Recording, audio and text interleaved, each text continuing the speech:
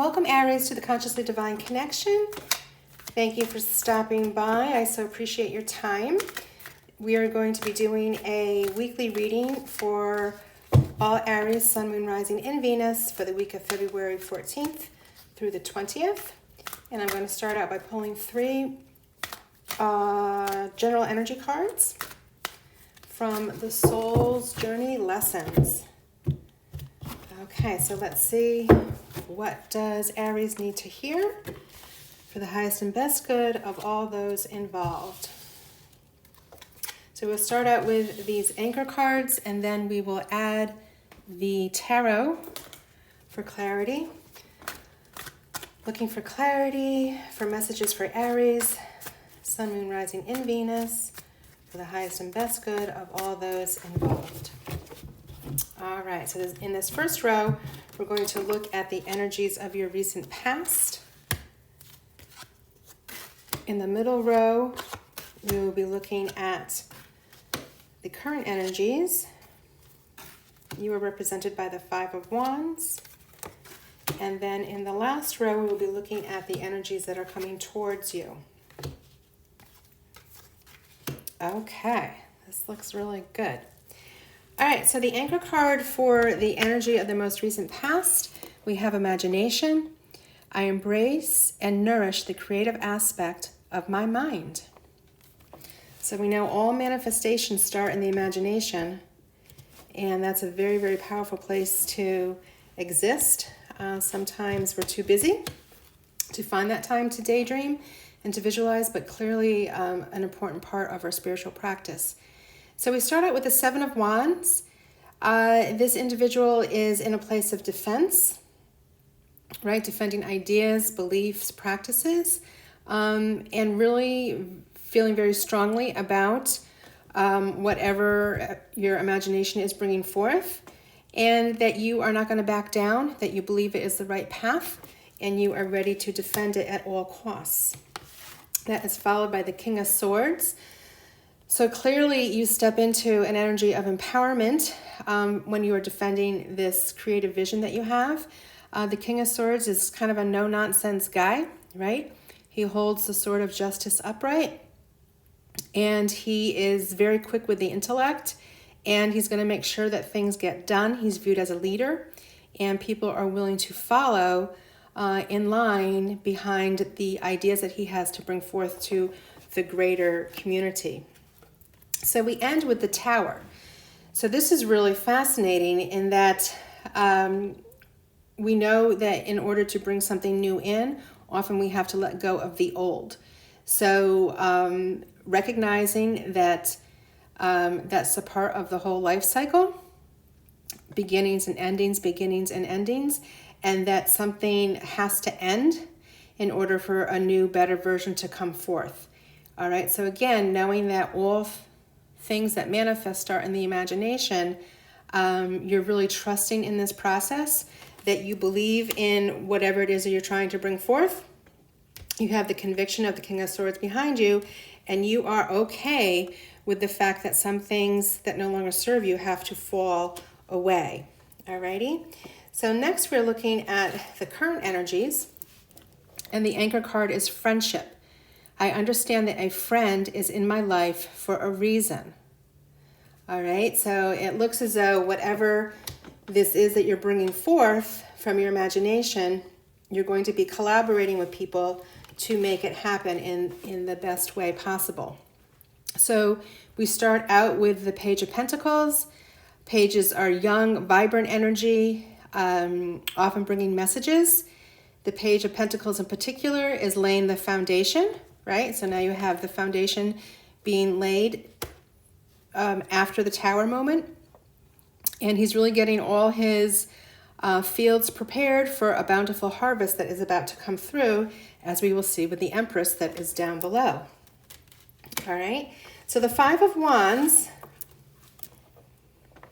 often represents chaos and challenges around bringing something forth. So again, whatever it is that you started out with your conviction of the Seven of Wands and the King of Swords, having that Tower moment, can be a little unsettling.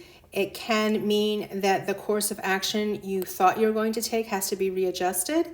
This group of people, we're not sure. Are they working together to take something apart? Are they infighting with one another over details? Or are they, working together to build something up?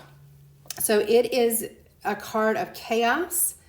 But given that it's under your friendship anchor, I tend to think that whatever the kinks are that need to be worked out, you are realizing that you do need to rely on others to help bring this big picture forward, and that this is just the settling of the dust, if you will, as you realize how to allocate roles and responsibilities to this larger group of people that now you're going to be utilizing to help bring this idea forward. And you end up with the Empress. So working out the kinks is well worth it. She has a beautiful harvest here at her feet. The fields behind her are ready to be continually a harvest. So she is also represents fertility, and that there is an endless supply available to us, an endless bounty for us to reap the rewards of, as all of this is coming forward from your imagination. So the energy coming in towards you, the anchor card is doubt. I release the need to know all the answers. Very, very powerful, especially as you're bringing on board other people to work with you. With this Five of Wands energy, if that's something that's a little new to you, just let go of the need to know the answers from A to Z. Take one step at a time and really rely on this group of people that you have attracted to help you in that decision making. So the first card out is the Page of Wands. So interesting that you have two pages. Page of Wands, a very determined energy.